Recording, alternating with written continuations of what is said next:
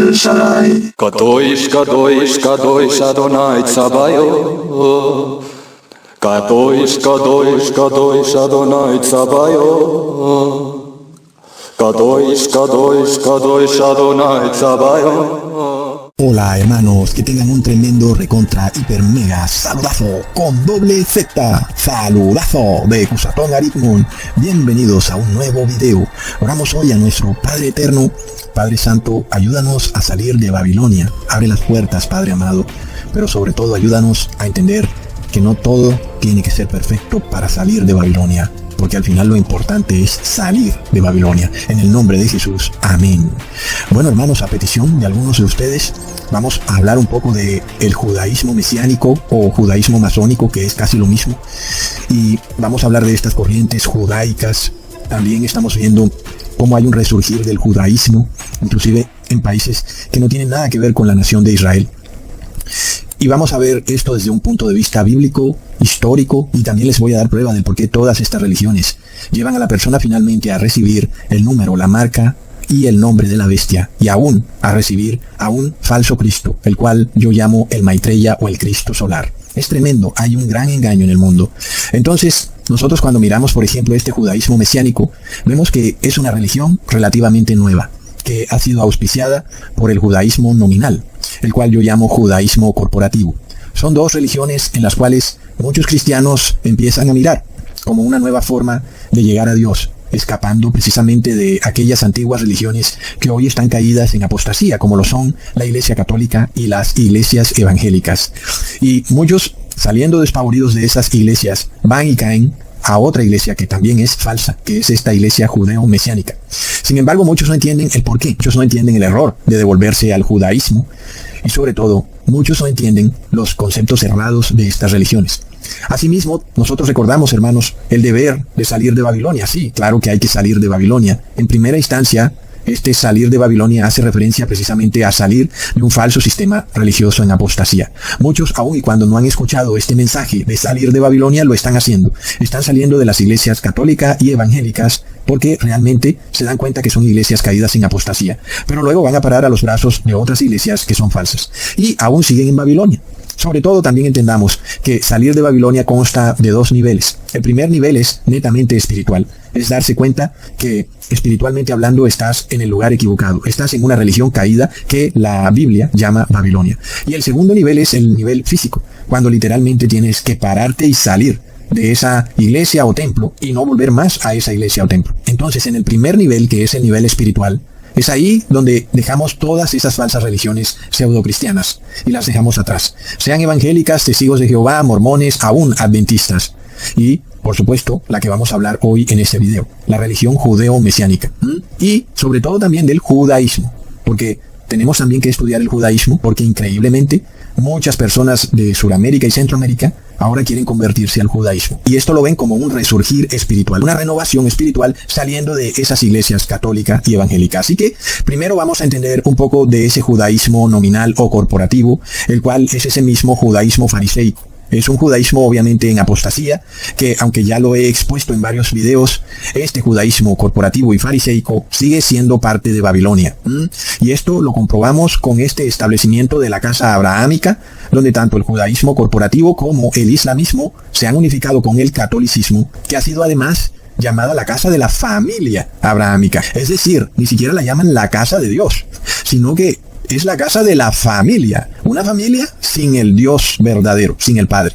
Es una familia huérfana, donde se concentran las tres religiones aparentemente principales de este mundo. Y nosotros ya sabemos qué es lo que sigue con el establecimiento de esta casa de la familia abrahámica, y es el establecimiento de un día de la familia, que viene siendo el domingo, el día de la familia. Y qué curioso, ¿no? Precisamente es lo que viene predicando el Papa Francisco, porque el domingo es un día de reposo netamente católico. Entonces es muy curioso que religiones como el judaísmo y el islamismo empiecen a acoger un día de la familia y a establecer una casa de la familia. Es muy curioso, hermanos, porque no hablan del día de reposo de Dios, sino del día de reposo de la familia. Mientras que el día de reposo de Dios es en sábado, el día de reposo de la familia es en domingo. Plop. Por otro lado, tampoco olvidemos que el príncipe de Arabia Saudita compró ese Cristo católico supuestamente pintado por Leonardo da Vinci por 450 millones de dólares y que nosotros sabemos que realmente es el Maitreya, no es verdaderamente Jesucristo. Y además, miremos la contradicción de esto, porque Arabia Saudita es un país 100% islámico. ¿Por qué entonces compraría este rey o príncipe de Arabia Saudita un Cristo católico, hermanos? Y es porque todo se está unificando. Estas religiones se unifican para recibir a este Maitreya o Cristo solar. Porque ese Cristo que sale en ese cuadro no es realmente Jesucristo, sino que será ese Cristo solar o Maitreya que está a punto de aparecer en el mundo y que los judíos piensan que va a gobernar desde Jerusalén, pero el que verdaderamente aparecerá en Jerusalén será el Maitreya, hermanos. Esto no solo es esperado por el judaísmo, el catolicismo y aún el islamismo, porque recordemos que aún el presidente de Irán también lo dijo en una reunión de la ONU hace mucho tiempo. La llegada del último Salvador, Jesús Cristo, el Todopoderoso, va a traer finalmente un futuro brillante para la humanidad.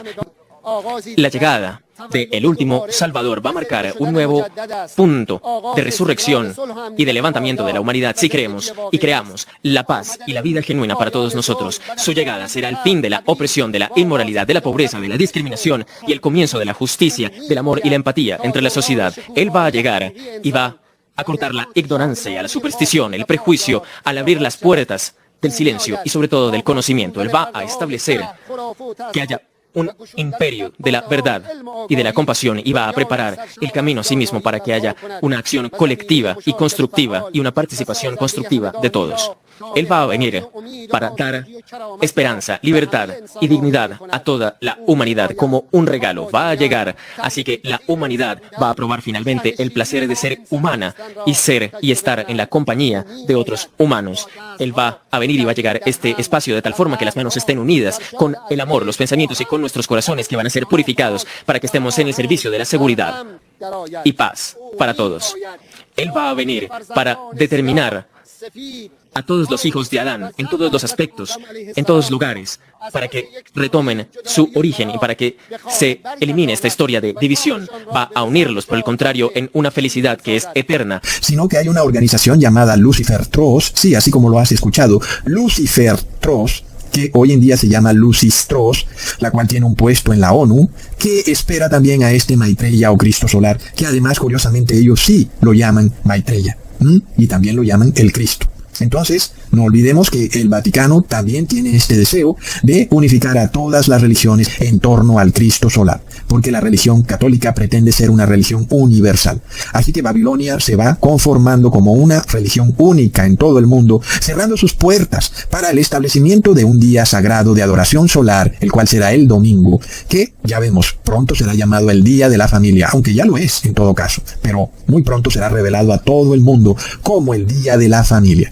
Pero realmente no es el día de reposo de Dios. El día de reposo de Dios es el sábado. Ese es el verdadero Shabbat. Y entonces nosotros miramos este judaísmo corporativo, al cual realmente no le interesa la ley de Dios, sino que le interesa el dinero. Y a tal punto que están dispuestos a cambiar el día de reposo de sábado a domingo. ¿Y por qué?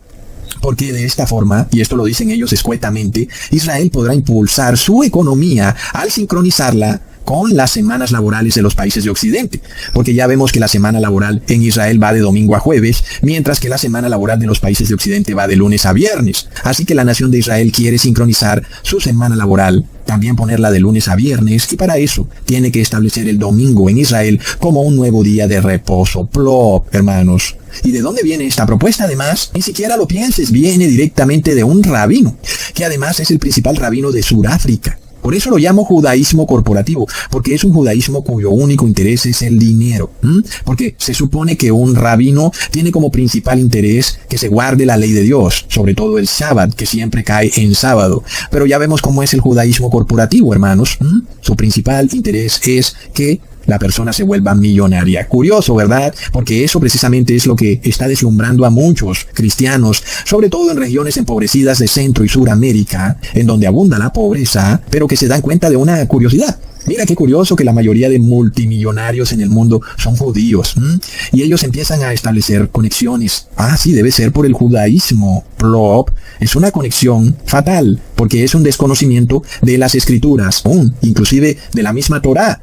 Inclusive si no metemos el Nuevo Testamento, hablemos como ellos dicen, de la Tanaj. solo el Viejo Testamento.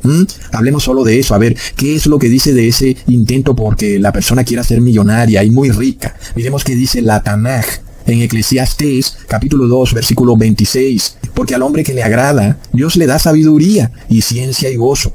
Mas al pecador le da el trabajo de recoger y amontonar para darlo al que agrada a Dios. También esto es vanidad y aflicción de espíritu.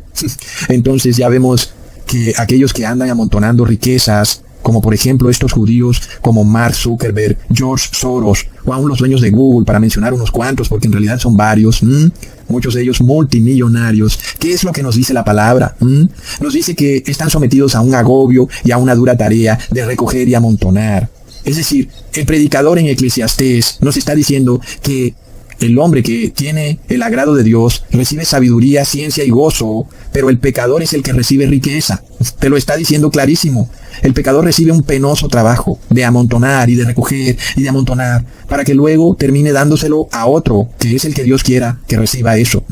Entonces es un terrible castigo el que Dios le entrega al pecador. Andar enriqueciéndose para nada, hermanos. Y tú piensas que Mark Zuckerberg está bendecido por Dios. Es que esta gente no tiene discernimiento de nada, hermanos. Leamos en Ezequiel capítulo 28, versículo 2 al 4. Hijo de hombre, di al príncipe de Tiro. ¿Sabes quién es el príncipe de Tiro? Así ha dicho Jehová el Señor, por cuanto se enalteció tu corazón y dijiste, yo soy un Dios, en el trono de Dios estoy sentado en medio de los mares, siendo tu hombre y no Dios, y has puesto tu corazón como corazón de Dios. He aquí que tú eres más sabio que Daniel, y no hay secreto que te sea oculto. Con tu sabiduría y con tu prudencia has acumulado riquezas, y has adquirido oro y plata en tus tesoros, recontra Megaplop. Y ya sabemos, este pobre hombre de Cuernavaca, quien es pobre y quiere ser muy rico y se quiere convertir al judaísmo, diciendo, obtendré sabiduría y seré prudente y conoceré los secretos más profundos del judaísmo y me haré millonario, como lo han hecho los judíos. Pero lamento decirte que estás repitiendo la historia del diablo, porque eso fue lo mismo que hizo el demonio. Él vendió su vida eterna por obtener las riquezas de este mundo, usando esa prudencia y esa sabiduría que Dios le había dado. Él la usó ¿para qué? Para hacerse multimillonario. Oh, no, hermanos. Y qué pobres locos todos los que se andan volcando al judaísmo para salir de pobres, porque no entienden nada, no saben que siguen el mismo camino del demonio. Tú, pobre amigo de Mallorca y Tenerife, de Cuernavaca y de Tehuacán, que te dices a ti mismo, ay mi madre que soy pobre, si tan solo fuera judío para hacerme millonario. Tú no sabes lo que dices, no entiendes de nada, no tienes discernimiento. El demonio te acusará y te masticará y te escupirá diciendo, mira, este me imita. Plop. Y luego sabes tú que otro judío muy famoso también usó el judaísmo para hacerse rico. Y este fue mucho más rico que George Soros, que Michael Dell, que Zuckerberg y los de Google. Pues fue Salomón quien le pidió en oración al Padre sabiduría y el Padre se la concedió. Pero no era para que se hiciera rico, era para que gobernara a su pueblo y para que extendiera la palabra de Dios por el mundo. Recontraplop. Pero miremos qué fortuna fue la que amasó Salomón. Miremos esto, hermanos, en Primera de Reyes capítulo 10, versículo 14. El peso de oro que Salomón amasaba y acumulaba cada año era de 666, es decir, 666 talentos de oro. ¿Te dice algo ese numerito? ¿Acaso algún timbre suena en tu cerebro? Entendiendo entonces la maldición que cayó sobre Salomón por andar usando la sabiduría que Dios le dio para juntar riqueza. Terminó juntando un número demoníaco, el 666. Es decir, que tú no debes buscar la sabiduría de Dios para hacerte rico. Es un error gravísimo. Entonces, hermanos, todo esto ocurre por un desconocimiento de la Biblia, por parte de algunos cuya conciencia está negra. Y son los mismos, además, que critican a los pastores evangélicos por pedir diezmo, que además es algo que está en la ley. Y ellos dicen, mira, es que los evangélicos usan el diezmo para enriquecerse. Y está mal, es correcto. El diezmo es para extender la palabra de Dios a todo el mundo, ¿ok? Pero luego eso no quiere decir que vas a dejar de guardar la ley y no vas a dar diezmo. Eso no quiere decir eso. Y entonces estos mismos que critican eso, y en parte tienen razón, pero miremos la ironía, se vuelcan al judaísmo para ahora ellos hacerse ricos. Es de locos. Y en parte por esto los ves hablando casi que como si fueran judíos y empiezan a mencionar los nombres bíblicos en el idioma hebreo, cuando no entienden nada sobre estas cosas. Y lo peor de todo es que el judaísmo corporativo, de plano, y esto sí es lo peor de todo, no reconoce a Jesucristo como el Cristo, el Hijo de Dios. Y ahí sí se volaron la tapa. Es decir, ahí sí tú estás listo para ser arrojado al lago de fuego si no entiendes este gran problema del judaísmo. Y es que el judaísmo corporativo, que es el profesado hoy en día a nivel global, no reconoce a Jesús como Hijo de Dios. Y por eso el profeta Juan nos advierte en 1 de Juan capítulo 4 versículo 3. Y todo espíritu que no confiesa que Jesucristo ha venido en carne, no es de Dios. Y este es el espíritu del anticristo, el cual vosotros habéis oído que viene y que ahora ya está en el mundo. Pon atención, amigo latino, porque en este punto están unidas estas tres religiones de la familia abrahámica. El judaísmo corporativo, que además escuetamente declara que Jesús no es el Cristo. Ellos no reconocen a Jesucristo como el Mesías, lo cual significa que no reconocen que Jesús es Hijo de Dios. Y si no lo reconocen, entonces tampoco reconocen que Jesús vino en carne.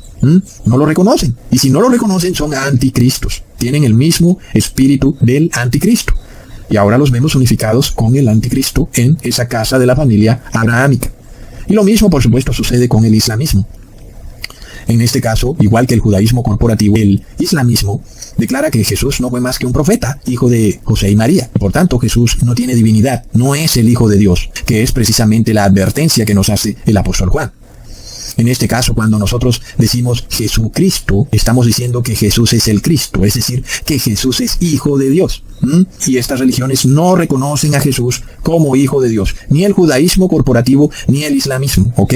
Luego la Iglesia Católica, que es un poco más sutil en esta negación, ella también niega que Jesús haya venido en la carne, pero lo hace de una forma muy sutil, porque ella habla de Jesucristo también, pero en sus dogmas niega a Jesucristo. El primer dogma es el dogma de María Inmaculada, la madre de Jesús, como una mujer que no tuvo carne pecadora, es decir, que María no pecó en nada, ella fue inmaculada. Y si María fue inmaculada, eso quiere decir que Jesús no tuvo carne pecadora. Y si Jesús no tuvo carne pecadora, entonces ¿cómo podía el demonio tentar a Jesús en el desierto? ¿Para qué lo iba a tentar si Jesús no podía ser tentado? Porque su carne no era pecadora, tenía la misma carne de su madre, una carne inmaculada. Entonces, si así es la cosa, el demonio realmente nunca tentó a Jesús en el desierto, y luego realmente Jesús nunca venció el pecado, porque Jesús nunca estuvo sometido a las tentaciones y deseos de la carne. Recontraplop. Ese es un punto con la Iglesia Católica. El segundo punto, que niega que Jesús haya venido en la carne, es el dogma trinitario, porque el dogma trinitario declara que Jesús no fue más que una manifestación de Dios, y por tanto, Jesús realmente no era Jesús, sino una manifestación. Y su carne humana no era realmente humana, era solo una manifestación. Lo cual implicaría que Jesús no estuvo realmente sujeto a las tentaciones del demonio, porque tampoco tenía carne pecadora, y por tanto no estuvo sometido a las debilidades de la carne humana. Y el demonio entonces nunca lo tentó, y asimismo Jesús nunca venció al pecado, porque Jesús realmente no vino en la carne, porque no era más que una manifestación de Dios. Recontraplop, hermanos. Y por tanto ya vemos el problema. Claro que quien diga estas cosas es anticristo, porque realmente está declarando que Jesús nunca venció. Y si Jesús nunca venció, eso quiere decir que el ser humano pecador jamás podrá dejar de pecar y estará esclavizado por siempre al pecado y nunca podrá guardar la ley de Dios, porque si ni el mismo Jesús pudo, porque no vino en carne humana, pues mucho menos van a poder los seres humanos. Es lo que se nos está diciendo, ¿ok? Y por eso es que el apóstol Juan los llama anticristos, porque es realmente algo terrible, hermanos. Así que el que de plano niega a Jesús como el Cristo, como el Hijo de Dios, como alguien que vino en carne pecadora, como el Hijo engendrado del Padre, se está condenando a sí mismo, porque rechaza la victoria que Jesús obtuvo en el madero, la cual es la única que puede liberarlo de las cadenas de la muerte. Y por tanto esa persona está perdida para siempre. De esta manera les he probado que las tres religiones que conforman esta casa de la familia abrahámica, que ya sabemos que son el judaísmo corporativo, el catolicismo y el islamismo, todas rechazan descaradamente que Jesucristo vino en la carne. Ya vimos, tanto el judaísmo corporativo como el islamismo no reconocen de plano que Jesús sea Hijo de Dios, es decir, ellos lo niegan tajantemente. Plop. Luego, el judaísmo mesiánico cae en otros errores muy similares a los de la Iglesia Católica, porque ellos, de alguna manera, reconocen a Jesús como el Mesías, de ahí su nombre, judaísmo mesiánico, pero de nuevo sutilmente lo niegan. Entonces es algo de locos, hermanos, porque al mismo tiempo que dicen, sí, ese Jesús era hijo de Dios, luego van y dicen, pero ese Jesús es el mismo Padre. Y plop, ahí se desbarata toda esa religión. Porque al decir que Jesús era o es el mismo Padre, están negando también que el Hijo de Dios haya venido en la carne, porque según ellos el que vino fue el mismo Padre. Y por tanto, entonces no fue realmente Jesús, el Hijo de Dios, el Mesías, el Cristo, sino que fue el Padre. Y entonces si así hacen, de nuevo están negando al Hijo. Y si niegan al Hijo, niegan al Padre. Y esto es evidente. Porque si Jesús es el mismo Padre, entonces realmente no hay Hijo y realmente tampoco hay Padre. Y esta confusión la heredan de la Iglesia Católica, porque ya vemos que el judaísmo mesiánico es una especie de hamburguesa trifásica, en donde se mezclan la Iglesia Católica, la evangélica y el judaísmo mesiánico, con un poco de salsa de judaísmo corporativo y los panes del paganismo. Ya vamos a ver más adelante cómo es que está ese paganismo en el judaísmo mesiánico.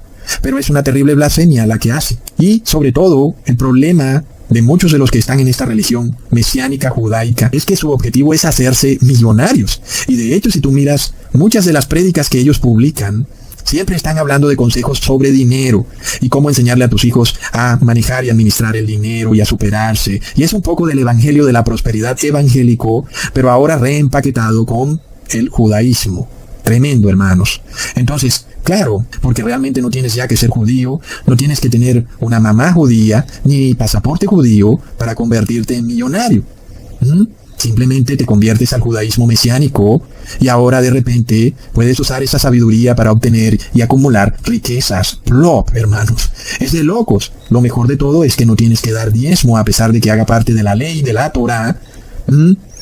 Y sin embargo, finalmente tienes la posibilidad de enriquecerte con los proverbios del rey Salomón. Hermanos, es una oferta difícil de resistir. Es como una hamburguesa de McDonald's dietética. Algunos dirán, wow, qué tremenda oferta. Pero miremos la advertencia que nos hace Jesús. Sobre todo en relación con los líderes religiosos que te enseñan una doctrina, pero luego ellos no la obedecen. Leamos en Mateo capítulo 23, versículo 3. Así que todo lo que os digan que guardéis, guardadlo y hacedlo. Mas no hagáis conforme a sus palabras, porque dicen y no hacen. Ese es el meollo del asunto. Ellos dicen y dicen, y puede que tú me envíes una prédica de algún rabino y está diciendo y diciendo, pero no hacen y no obedecen. Es el primer problema que hay en el judaísmo mesiánico.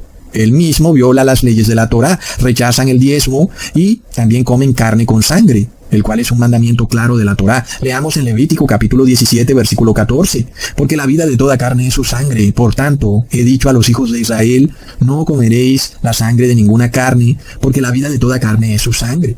Cualquiera que la comiere será cortado. Sí, es un pecado grave, te lo está diciendo. Cualquiera que comiere carne con sangre será cortado. Lamento informarte que la única manera de comer una carne sin sangre es mediante un proceso rigurosísimo que haría que ese pedazo de carne que tú ahora dices que es jugoso se convierta en un pedazo de cinturón. La carne se pone dura y tesa porque ya no tiene esa sangrecita que la hace jugosa.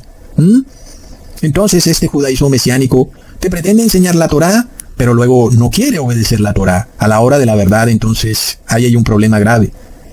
Por otro lado, en cuanto a profecía, el judaísmo mesiánico está bien, pero bien perdido. Para ellos todo gira en torno a los árabes, a esa vieja enemistad que ellos tienen, al punto de que llaman al Islam la bestia del Apocalipsis. Y a toda hora están mencionando a los árabes y a los palestinos como este anticristo, o la bestia, o cualquier cosa que se les ocurra para denigrar de sus hermanos. Es terrible. Entonces vemos también que toda religión falsa tiende a la violencia. Lo hemos visto con el catolicismo a través de los siglos y también con la Iglesia Evangélica de Estados Unidos, la cual usa el aparato militar de ese país para realizar cruzadas de guerras en naciones árabes, sobre todo porque los evangélicos también tienen la idea enloquecida de que Jesús descenderá del cielo a la Jerusalén física para gobernar desde ahí al mundo entero. Y por eso es que Estados Unidos constantemente se está embarcando en guerras en el Medio Oriente. Pero nosotros sabemos que quien se va a aparecer en Jerusalén es el Cristo solar. Pero esto se pone más terrible aún, hermanos. Esperen para que vean la sorpresa que les tengo al final de este video. Es terrible.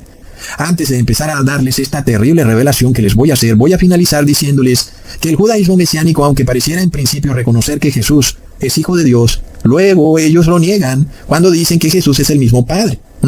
Ese es el principal error que cometen. De nuevo, el profeta Juan hace una tremenda advertencia. En Primera de Juan, capítulo 2, versículo 23 al 25. Todo aquel que niega al Hijo tampoco tiene al Padre. El que confiesa al Hijo tiene también al Padre.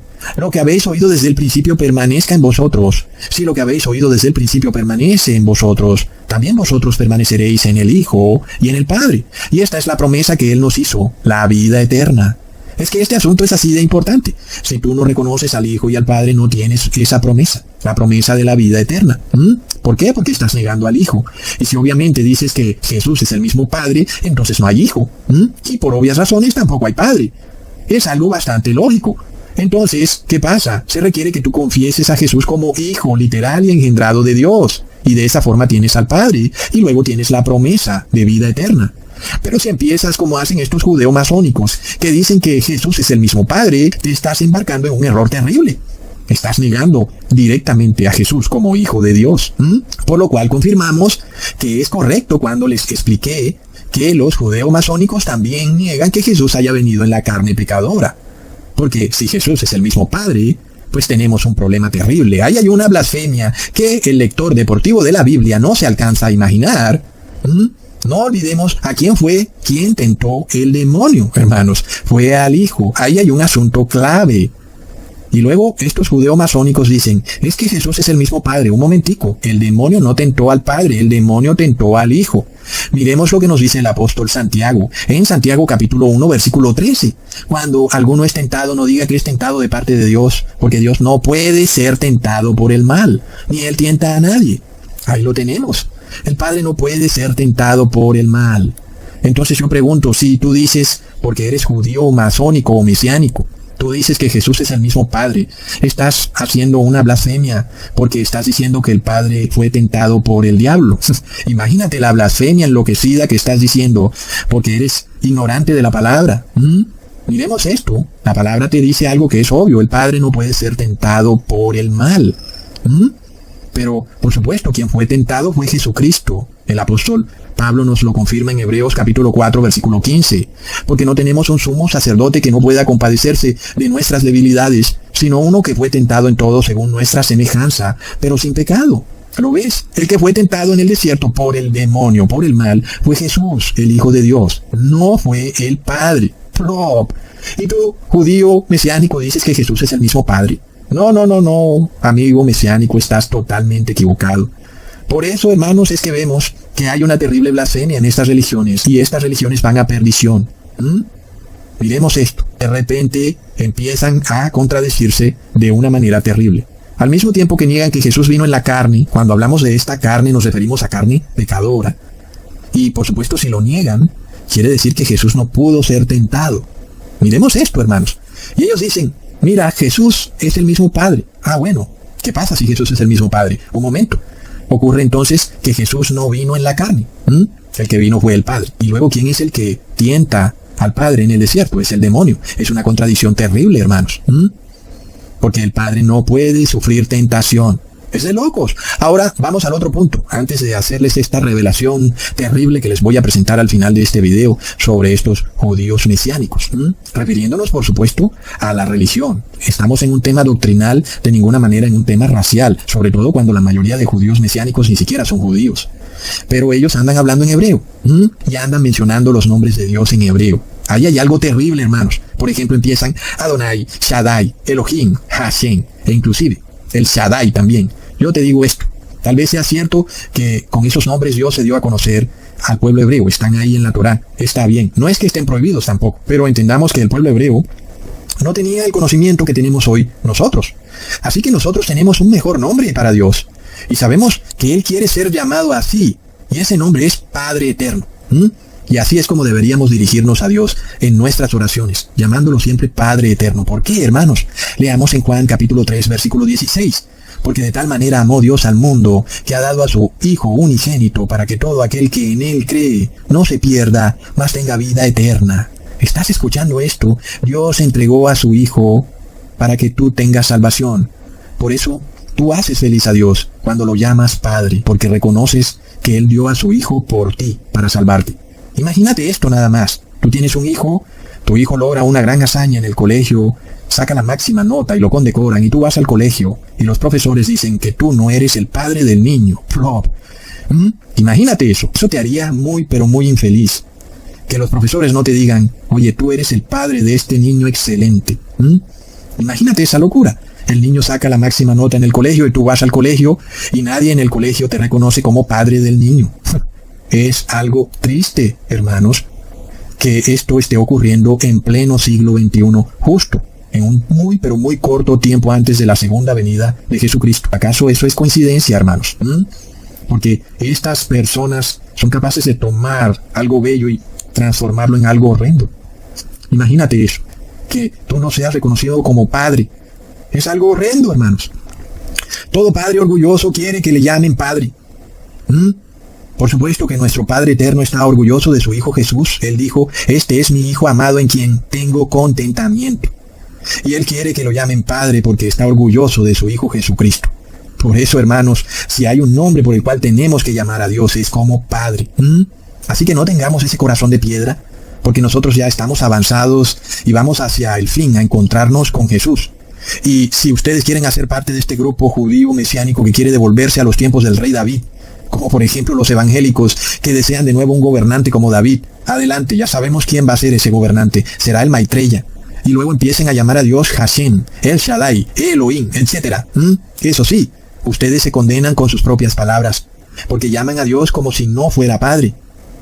Entonces tampoco su Hijo puede darle salvación, porque no reconocen a Dios como Padre y tampoco reconocen al Hijo. Ya lo vimos. El que niega al Hijo, niega al Padre y viceversa. El que niega al Padre, niega al Hijo. Es obvio, estás perdido. Así que tú mismo te condenas con tus locuras.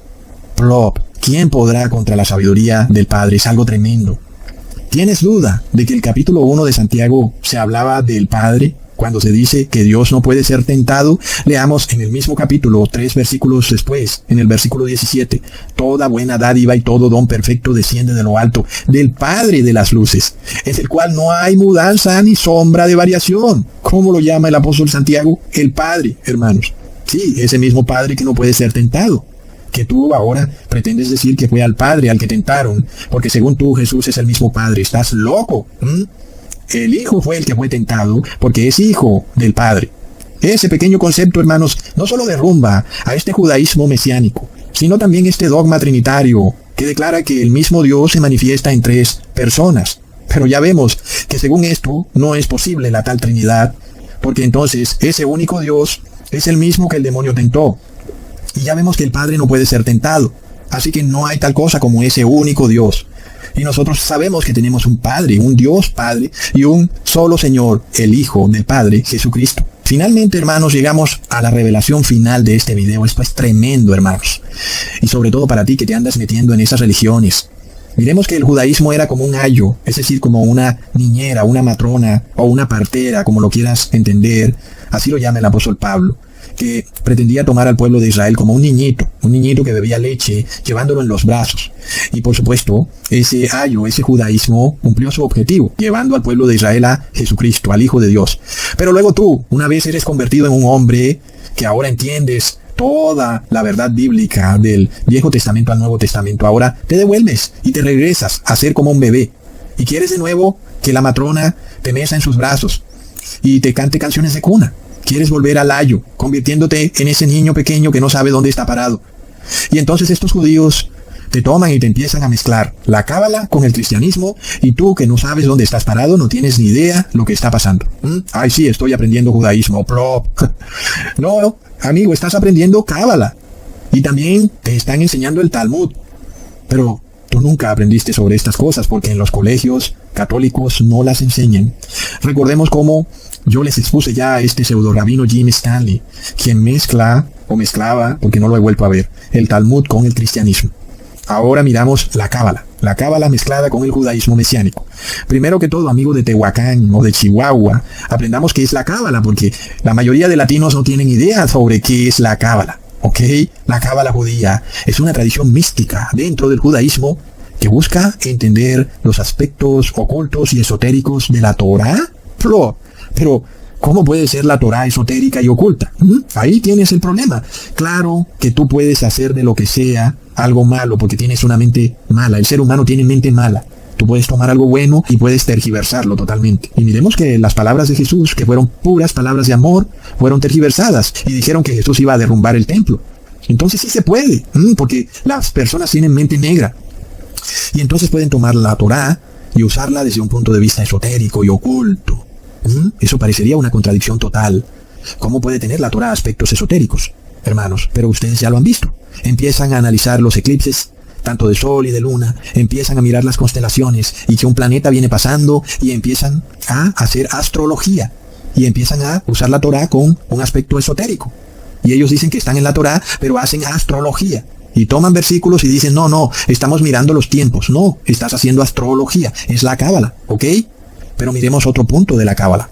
La iluminación y unión con Dios en la cábala busca una unión mística con Dios, conocida como Debekut, una unión extática, como un cierto éxtasis, en donde se busca una meta como de un trance, que se logra a través de la meditación y de la observancia rígida de preceptos, en donde se alcanza un estado como de iluminación y experimentan ellos una conexión directa con lo divino. ¿Qué es este Debekut? En la cábala lo practican como ya les explico, a través de enseñanzas de meditación, a través de la contemplación de los textos sagrados. Como yo les decía, sí, ellos pueden tomar la Torá y empiezan a idolatrarla. Se hacen una imagen de la Torá y empiezan a bailar alrededor de ella, idolatrando estas imágenes de la Torá, porque ellos dicen que son textos sagrados.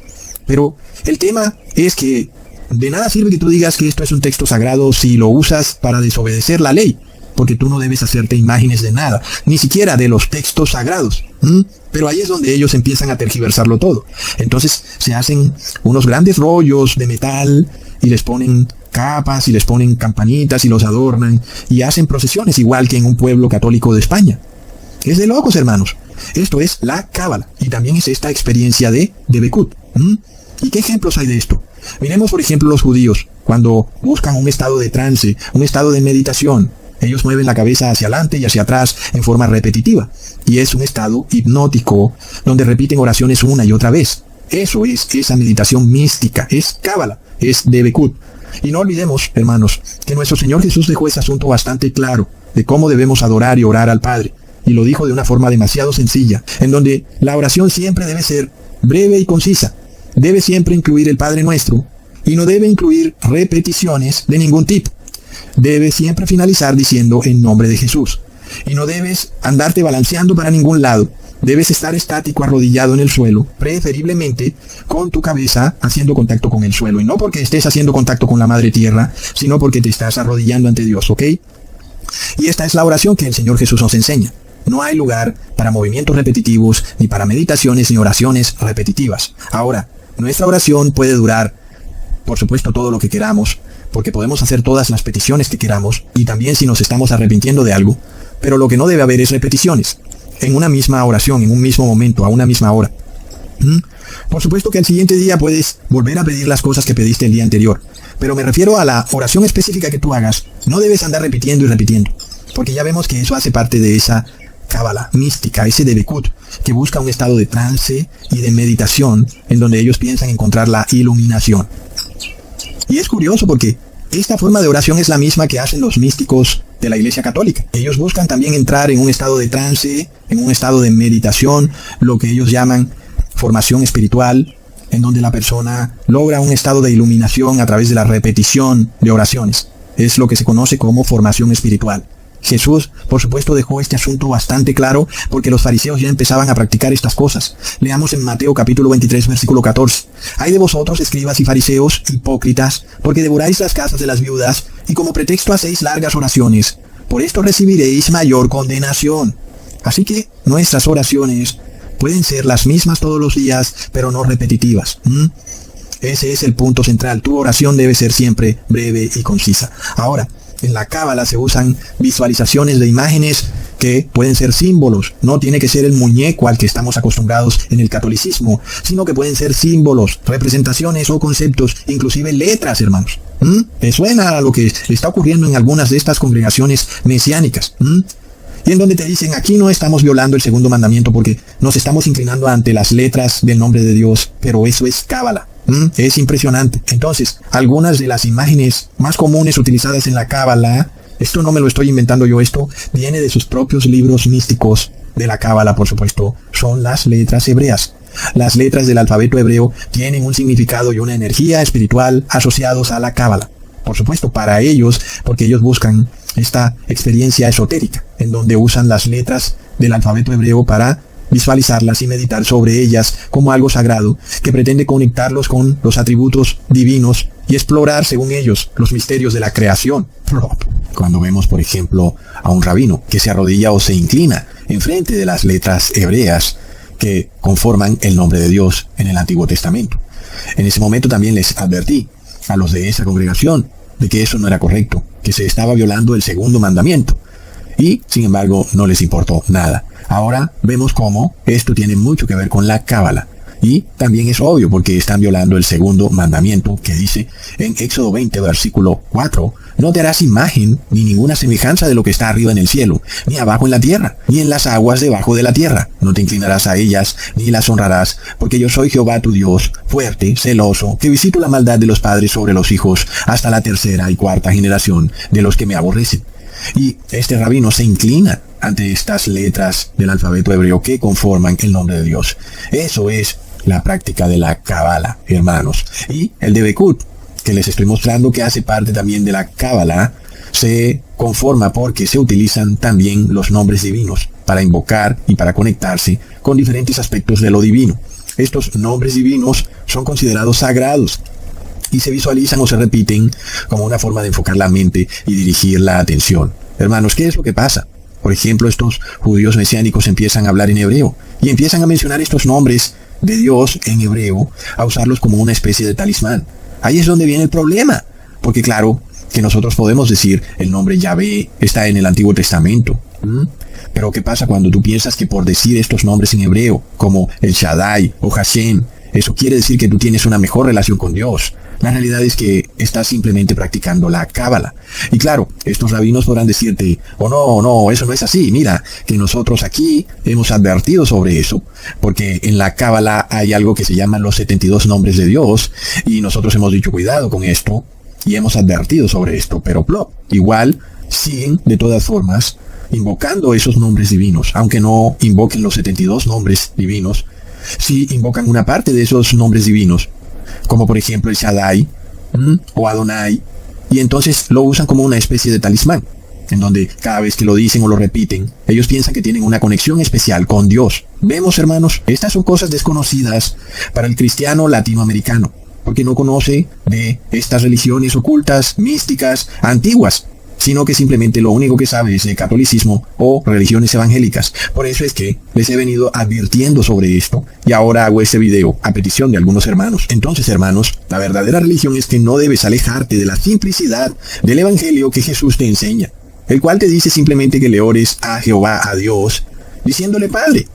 Si tú miras a Jesús y lees los 4 evangelios, miramos cómo Jesús jamás se refirió a Dios con esas palabras en hebreo. Por ejemplo, Jesús nunca usó Shaddai o Adonai o Hashem. Nunca. Es algo curioso, ¿verdad, hermanos? Es decir, es Jesús. Él debería saber más que nadie. Sin embargo, la única palabra hebrea o aramea usada por Jesús para referirse a Dios es Abba. Y Abba es una palabra que traducida cariñosamente significa papito o papá querido. Qué bello, hermanos. Es decir, Jesús siempre se dirige a Dios como Padre, y aún como Abba Padre, como papito querido. Es bello, hermanos. ¿Por qué nos vamos a alejar de lo que Jesús nos ha enseñado? Algo tan simple y tan bello. Que en nuestras oraciones nos dirijamos al Dios eterno como papito querido, como Padre eterno, como papá Dios, hermanos. Es lo que debemos hacer. Ahora, vuelvo y aclaro. Cuando nosotros predicamos o tú estés predicando, estás hablando sobre la Biblia, no es que estés pecando porque has leído algún nombre de Dios en hebreo en el Viejo Testamento o porque lo has escrito en alguna parte o lo has dicho. No se trata de eso, porque irse a los extremos es caer en el fanatismo, ¿ok? Pero el tema viene cuando tú piensas que por pronunciar estos nombres en hebreo, tú tienes una mejor relación con Dios. Ahí es donde tú estás cayendo en la Cábala. Y de hecho es todo lo contrario. Por pronunciar esos nombres en hebreo, tú no tienes una mejor relación con Dios.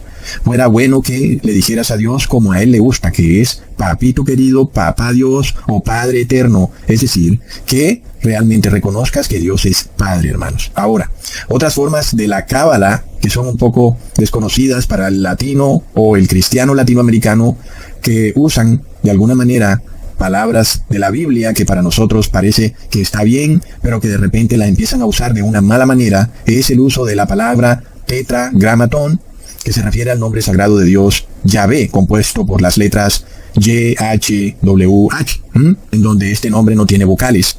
Y algunas veces es traducido como Yahvé, otras veces como Jehová. Ambos nombres están bien, porque a la final el nombre o el tetragramatón no tiene vocales. Simplemente tiene letras o consonantes hebreas que son YHWH. Este nombre para la cábala representa la presencia divina y se considera uno de los nombres más sagrados en la tradición judía. Pero, se supone que es cierto, porque esto terminaría desembocando en la cábala. Ya les he explicado. Tú coges esas 4 letras y las pintas en un cuadro, las pones en la pared y te empiezas a inclinar ante ellas, y entonces ahí estás cayendo en la cábala, porque estás tomando esas letras o ese nombre sagrado y lo estás convirtiendo en una imagen, como les expliqué al principio.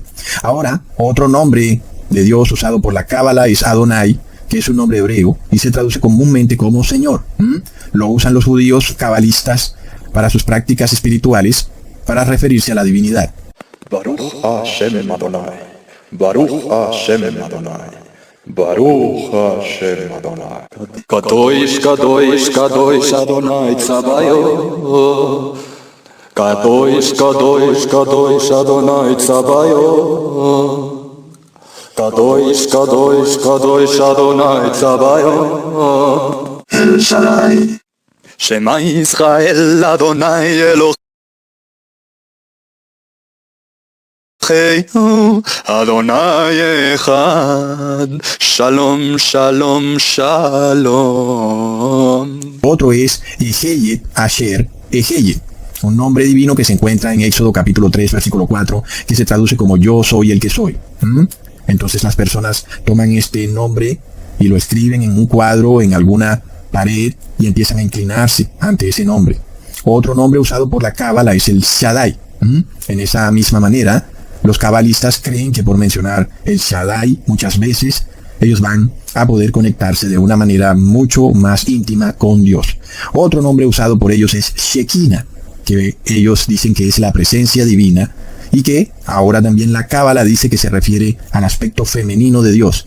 Y, por supuesto, es considerado en el mundo cabalista como una forma de visualizar una energía divina que envuelve todo y lo llena todo. Otra palabra usada por los cabalistas es Ruach HaKodesh, que es en español Espíritu Santo. Entonces, esta es la forma como se practica la cábala. Obviamente, esto tiene niveles. Pero ¿qué pasa cuando te están enseñando el primer nivel de la cábala? Literalmente, pues estás como siendo iniciado en la cábala. Y ahora el problema mayor es que estás practicando un misticismo, un judaísmo místico mezclado con un judaísmo mesiánico, que a la final todo es lo mismo, y por supuesto estás cayendo en algo que Dios condena fuertemente, porque es algo esotérico. Ya les había advertido sobre el hecho de estar practicando esta adivinación usando los eclipses, la luna, el sol, los planetas, las constelaciones.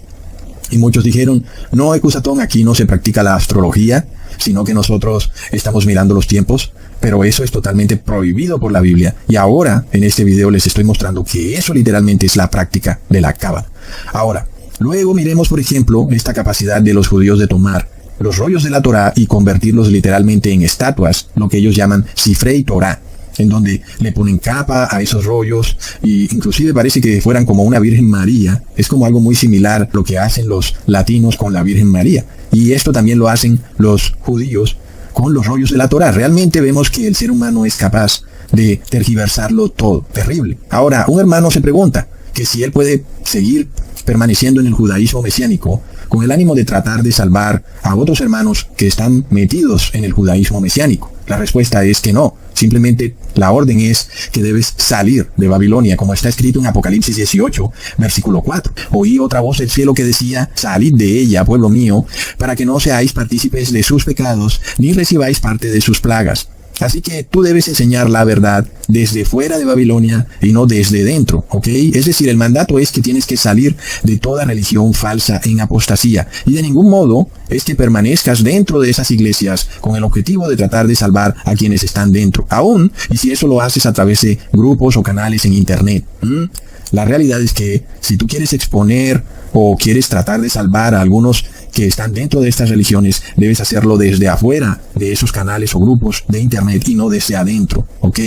Porque luego, si tú estás adentro de estos grupos y te empiezas a quedar callado cada vez que empiezan a practicar esta cábala y estas cosas místicas, pues tú empiezas a convertirte en parte de ese pecado. Porque tú estás ahí y es como si de alguna manera lo aprobaras. Y entonces claro que vas a recibir el castigo que van a recibir ellos por andar convirtiendo cosas sagradas en cosas esotéricas. Por tanto, el mandato es a salir de Babilonia, corriendo, huyendo. Recuerden lo que yo les he dicho siempre. Si se te queda la billetera, ni se te ocurra volver por ella. Simplemente sal de ahí. Te recuerdo que exactamente eso fue lo mismo que predicó Jesús en Lucas capítulo 21, versículo 21. Entonces los que estén en Judea huyan a los montes, y los que estén en medio de ella váyanse, y los que estén en los campos no entren en ella. Escuchaste bien. Si tú ya saliste de Jerusalén, que son estas falsas religiones, no vuelvas a ella. Así tengas amigos o hermanos dentro de ella. El mandato claro es, no vuelvas. Nosotros hemos venido recorriendo este proceso de salir de Babilonia. Primero, como les digo, hay que salir en forma espiritual, y esto lo hacemos cuando nos separamos de toda iglesia en apostasía. Luego tendremos que hacerlo en forma física, cuando ya no asistimos a esas iglesias en apostasía, ni estamos en sus grupos o canales en internet. Luego de que hayamos recorrido ese camino y salimos de las iglesias falsas, luego tendremos que hacer lo mismo con las ciudades. Primero debemos salir de ellas en forma espiritual, apartándonos de sus lugares de ocio, sus discotecas, sus centros comerciales, etc. Y luego tendremos que hacerlo en forma física, cuando literalmente tendremos que salir de esas ciudades. Inclusive luego, cuando ya habremos salido de esas ciudades, pues llegará el día también en que tampoco podremos volver a esa ciudad, inclusive si aún hay familiares dentro de esas ciudades. Por supuesto, ese sería el último nivel o la última fase de todo esto, cuando algunos quieran volver a la ciudad, pero ya no se puede porque la ciudad está cerrada. Nadie puede entrar, nadie puede salir. Quien salió de ellas ya quedó afuera, y quien no salió quedó adentro para siempre. Entonces, los que hayan quedado en Babilonia van a recibir indudablemente el nombre, el número o la marca de la bestia. Y por eso es que este es un asunto serio. No se trata simplemente de algún fanatismo como de que, oh no, debes apartarte de ellos, hermano. No, sino básicamente que el tema es que ellos van a recibir las plagas que son parte de la ira de Dios. Y si las van a recibir es porque ellos habrán recibido también el número, el nombre o la marca de la bestia. Por supuesto que quienes hagan parte de esa congregación van a recibir esta marca, nombre o número de la bestia. ¿Qué pasa cuando se presente, por ejemplo, esta crisis? Y tú te veas confrontado con cosas muy duras, como tener que separarte de tus familiares, y tú hagas parte, por ejemplo, de algún grupo de estos judeo-mesiánicos, y te dicen, pero es que no es así, mira, no hay problema, puedes hacerlo, o puedes quedarte en la ciudad, o puedes recibir ese nombre, o número, o marca de la bestia, porque no es realmente lo que te están diciendo. Eso todavía no ha pasado porque el anticristo viene del Islam, y entonces todavía no vemos que se haya levantado ningún anticristo en Siria, ni en Palestina, ni en Arabia Saudita, así que puedes estar tranquilo y puedes seguir viviendo tu vida tranquilo. Por supuesto que te vas a ver de alguna manera confrontado con una situación en donde tienes que tomar una decisión que va a traer consecuencias duras, y si alguien te está influenciando a hacer algo malo y te lo muestra como algo bueno, pues tu mente débil va a terminar escogiendo hacer lo malo. Ese es el problema de estar en estos grupos, porque finalmente estás ahí y ahí y ahí, y por el momento, cuando no hay una crisis, estás tranquilito ahí. Pero cuando se presente la crisis, entonces vas a querer comparar lo que está diciendo, por ejemplo, Ecusatón con lo que dicen estas religiones judeo-cabalistas mesiánicas. Y por supuesto que va a haber una gran diferencia. Y como a ti te va a tocar tomar una decisión dura, vas a tener una disonancia cognitiva. Y vas a olvidar la verdad que has aprendido con Ecusatón para tratar de hacer lo que desea la carne, que es lo que te enseñan estas religiones judeo-mesiánicas. Ese es el problema grave de permanecer en esas religiones. Entonces no es simplemente un tema en el cual yo te digo, apártate de ahí, sino que es un mandato que Jesús te da, y es un mandato que tiene mucha lógica. Porque todo lo que a ti te digan desde otras religiones entra por tu cabeza, y eso tu cerebro lo procesa, te guste o no te guste. Es decir, que tu cerebro sigue escuchando a pesar de que tú pienses que no está escuchando, y sigue procesando, y sigue guardando en tu inconsciente ideas, aunque tú creas que no. Entonces, cuando tú permaneces en estos grupos, simplemente te estás devolviendo a Babilonia. Estás entrando de vuelta en Jerusalén cuando sabes que está a punto de ser destruida. y finalmente terminarás atrapado. Y así como Jerusalén fue destruida, asimismo vas a recibir la terrible destrucción que está por venir para Babilonia, la cual recibirá las 7 últimas plagas de la ira de Dios. Entonces, este es un tema en el cual debes apercibirte y debes apartarte de lo inmundo, hermanos. Es un mandato claro, porque estamos en tiempos donde te van a tomar decisiones dificilísimas, decisiones que pondrán a temblarle las piernas no solo a las personas del común, sino a los reyes de la tierra, a hombres valientes, a hombres que se dan cuenta de que en el mundo está por ocurrir algo increíble que jamás había pasado y que va a requerir que cada ser humano tome una decisión. Y esa decisión va a tener consecuencias eternas. Hermanos, los ateos o las personas del común lo saben, y es algo impresionante que tengo pendiente para mostrárselos en otros videos, pero los economistas, las personas estudiosas de los movimientos económicos, saben muy bien que algo terriblemente oscuro está por ocurrir en el mundo, y están todos supremamente preocupados, y hay movimientos sobre esto, y se están haciendo conferencias sobre esto, mientras estos pastores y líderes religiosos y rabinos duermen el sueño de las vírgenes necias. Es impresionante. Por supuesto, entonces, que la crisis los va a tomar totalmente desprevenidos. Y tú que estás, de alguna manera, con un pie con las vírgenes sabias y con otro pie dentro de las vírgenes necias, vas a tener un problema de disonancia cognitiva. Porque las vírgenes sabias están ahí despiertas a toda hora y están arreglando sus lámparas, y las vírgenes necias están tranquilamente dormidas. Y tú dices, ¿yo por qué tengo que meterme en estos enredos si yo veo a estas vírgenes dormidas tranquilas? Seguramente Jesús no viene por ahora. Entonces finalmente tomarás la decisión de irte al bando de las vírgenes necias, porque están tranquilamente dormidas, y tú pensarás, ¿será que nada va a pasar? Pero no es así, hermanos. Entonces, la verdad que no se entiende qué está ocurriendo con algunos hermanos que continúan en estos grupos. Yo no lo puedo entender por ningún lado, pero Dios es el que conoce los corazones de las personas. Por el momento se cumple un poco lo que ocurre con las vírgenes necias y sabias, las cuales todas están como en un mismo sitio, y unas están despiertas y otras están dormidas, y unas tienen aceite en su lámpara y otras no tienen aceite en su lámpara, y parece que todas están ahí en el mismo grupo, y es como parte de lo que ocurre ahora. Estamos todos en un mismo grupo, pero pronto se va a dar un cambio terrible, y entonces ahora solamente se podrán estar las vírgenes sabias juntas, porque son las que tienen las lámparas con aceite. Y estas otras vírgenes que estaban dormidas, que ya no tienen en sus lámparas aceite, ahora quedan separadas, apartadas totalmente. Esa separación puede ocurrir en cualquier momento. Y por eso tú no puedes estar en esos dos bandos, así como así, con un pie con las vírgenes sabias y otro pie con las vírgenes necias. No, porque en cualquier momento se da la separación y corres el grave peligro de irte hacia donde las vírgenes necias, al verlas tranquilamente dormidas, con un sueño profundo, tan profundo, que apagaron sus lámparas y no tienen ni siquiera aceite para volverlas a prender. ¿Es de locos? Entonces, hermanos míos, sepárense de Babilonia, sepárense de la apostasía, sepárense de todo lo esotérico, de toda forma de idolatría, sea el catolicismo con sus ídolos, sea la iglesia evangélica con su reposo en domingo y su Trinidad, y sea este judaísmo mesiánico con su cábala, con sus predicciones astrológicas y también con sus dogmas trinitarios. Y por supuesto, hermanos, con todas las otras falsas religiones que conforman el sistema religioso llamado Babilonia, que muy pronto va a recibir las 7 últimas plagas de la ira de Dios. Hay que separarse ya, tanto físicamente como digitalmente como espiritualmente. Hasta pronto, hermanos.